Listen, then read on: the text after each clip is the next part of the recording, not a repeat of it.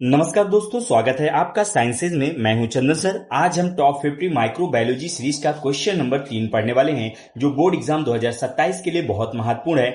आज का जो प्रश्न है बच्चों, आपको स्क्रीन पर दिख रहा होगा, परागण की परिभाषा एवं उसके प्रकार। ये प्रश्न बच्चों बोर्ड एग्जाम में बार बार पूछा जाता है और ये जब भी प्रश्न आएगा आपको 3 या 5 नंबर देकर जाएगा। तो इस वीडियो में बच्चों हम सीखेंगे परागण क्या है, स्वपरागण और परपरागण में अंतर क्या होता है, परागण के माध्यम क्या है, बोर्ड परीक्षा में कुछ महत्वपूर्ण बिंदु को आप कैसे कवर करेंगे, उन सब चीजों के बारे में बच्चों हम बात करेंगे।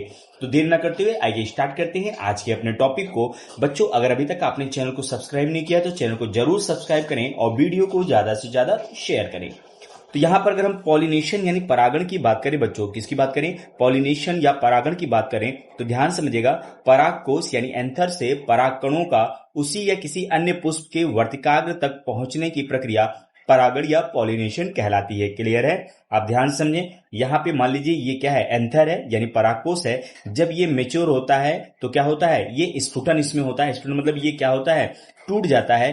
टूटने के बाद इसमें उपस्थित जो ये छोटे छोटे परागकण होते हैं ये बाहर निकल आते हैं, ठीक है। और बाहर निकलने पर स्त्री केसर के जो वर्तिकाग्र हैं ये इस पर जाकर क्या करते हैं, चिपक जाते हैं, ठीक है। अच्छा, ये पुष्प जो होंगे एक ही पुष्प के बीच हो सकते हैं या दो अलग अलग पुष्प के बीच हो सकते हैं। क्लियर है? यानी परागण जो होगा एक ही पुष्प के वर्तिकाग्र पर जाकर गिरेगा, यानी एक ही पुष्प का नर और मादा भाग हो सकता है, जबकि दो अलग अलग पुष्प के नर व मादा भाग हो सकते हैं। ठीक है बच्चों, तो आप सिंपल भाषा में समझिए कि परागकोश से परागकण का निकलना और वर्तिकाग्र पर पहुंचना यही कहलाता है बच्चों परागण या पॉलिनेशन कहलाता है। क्लियर है? अगर हम बात करें परागण के प्रकार की बात करें, टाइप्स ऑफ पॉलिनेशन की बात करें, तो यहाँ पर ये परागण दो प्रकार के होते हैं। कितने प्रकार के होंगे? दो प्रकार के होंगे। पहला जो होता है वो सेल्फ पॉलिनेशन, जबकि दूसरा क्रॉस पॉलिनेशन यानी स्वपरागण या परपरागण होता है। क्लियर है? बहुत ही सिंपल है, बहुत ही आसान भाषा में आप समझेंगे कि जब परागकण उसी पुष्प या उसी पौधे के दूसरे पुष्प के वर्तिकाग्र पर पहुंचते हैं तो उसे स्वपरागण कहते हैं। क्लियर है? यहां पर आप समझ लीजिए, मान लीजिए एक पुष्प है, ठीक है, इसका एक स्त्री भाग है और इसी का क्या है, ये नर भाग है। यानी एक ही पुष्प के नर और मादा भाग हो सकते हैं, जबकि दो अलग अलग पुष्प, ठीक है, दो अलग अलग पुष्प, मान लीजिए पहला पुष्प है और ये दूसरा पुष्प है, लेकिन ये एक ही पौधे के दो अलग अलग पुष्प होने चाहिए। ठीक है, फिर से समझिएगा, एक ही पुष्प के नर और मादा भाग होने चाहिए, जबकि एक ही पौधे के दो अलग अलग पुष्पों के बीच में अगर परागण होता है तो इसको हम स्वपरागण कहते हैं। एग्जाम्पल के तौर पर गेहूं, धान, मटर, चना, टमाटर इत्यादि। क्लियर है?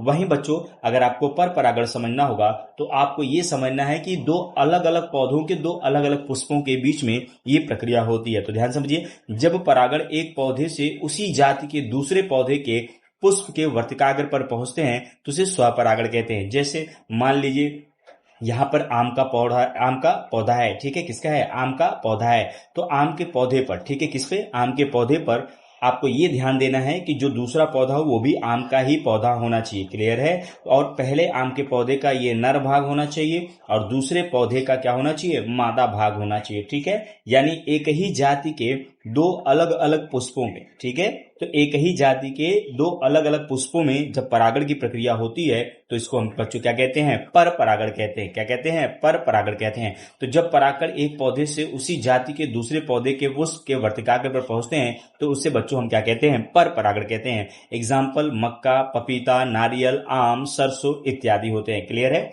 अच्छा, ये पॉलिनेशन जो होता है, ये जो परागकण है, ठीक है, ये परागकण परागकोश से निकलकर स्त्री केसर के वर्तिकाग्र पर कैसे पहुंचते हैं, इसके लिए कौन कौन से जिम्मेदार होते हैं उनके लिए बात करेंगे। तो पर परागण के कारक यानी एजेंट्स कौन होते हैं? पहला, ये कीड़े मकोड़ों के द्वारा जा सकता है, हवा के द्वारा जा सकता है, जल के द्वारा जा सकता है और पक्षी के द्वारा भी ये पॉलिनेशन यानी परागण की प्रक्रिया हो सकती है। क्लियर है बच्चों?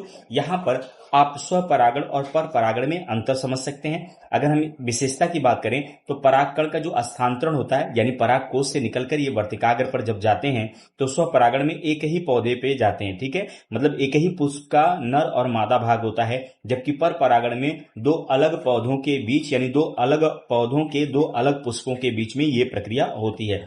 आनुवांशिक विविधता का मतलब हो गया नए नए लक्षण किसमें देखने को मिलेंगे, तो ये स्वपरागण में बहुत कम होते हैं, जबकि पर परागण में बच्चों क्या होंगे, अधिक होंगे। प्योर वंश कौन होगा? ये बिल्कुल स्वपरागण होगा, एकदम जीरोक्स होता है, जबकि पर परागण में थोड़ा बहुत डिफरेंस देखने को मिलता है। परागकणों की हानि जो होती है वो स्वपरागण में बहुत कम होती है, यानी स्वपरागण में जो परागकणों की हानि होती है वो कम होती है, जबकि पर परागण में अधिक होगा, क्योंकि करोड़ों पॉलिनेशन में, यानी समझिए परागकण में कोई एक पराग होगा जो क्या करेगा, दूसरे से जाके वो मैच करेगा या निषेचन की प्रक्रिया करेगा। अगर हम उत्पन्न संतान की बात करें तो स्वपरागण में जीरोक्स कॉपी होता है, बिल्कुल समान प्रकार के होते हैं, जबकि पर परागण में नई एवं विविध प्रकार के होते हैं। अगर मैं आपको एक भाषा में समझाऊं तो स्वपरागण का मतलब हो गया अलैंगिक जनन, ठीक है। स्वपरागण का मतलब क्या हो गया? अलैंगिक जनन। और पर परागण का मतलब हो गया क्या? लैंगिक जनन। कौन सा जनन? लैंगिक जनन। आप इसको समझ सकते हैं। यहाँ पर बोर्ड एग्जाम में क्या क्या पूछा जा सकता है उसके बारे में बात करेंगे, तो ध्यान समझिएगा। परागण की परिभाषा पूछी जा सकती है, स्वपरागण एवं पर परागण के नामांकित चित्र जो आपको डायग्राम में दिया गया है, ठीक है। इस तरह के क्वेश्चंस आपसे बोर्ड एग्जाम में पूछे जाते हैं। क्लियर है?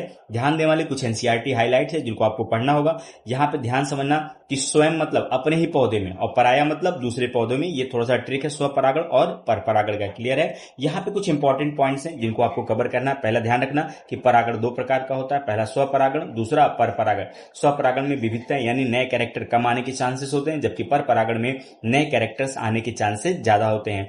इनमें से अगर आपसे पूछा जाए कि स्वपरागण और पर परागण में कौन सा बेस्ट होगा, तो आप हमेशा बोलेंगे पर परागण, क्योंकि इससे नई जाति बनने की संभावना ज्यादा होती है। क्लियर है बच्चों? तो आई होप आपको वीडियो अच्छी लगी होगी। तो एक छोटा सा कमेंट बॉक्स में जरूर छोड़िएगा। मिलते हैं नेक्स्ट टॉपिक के साथ नेक्स्ट वीडियो में, तब तक के लिए धन्यवाद।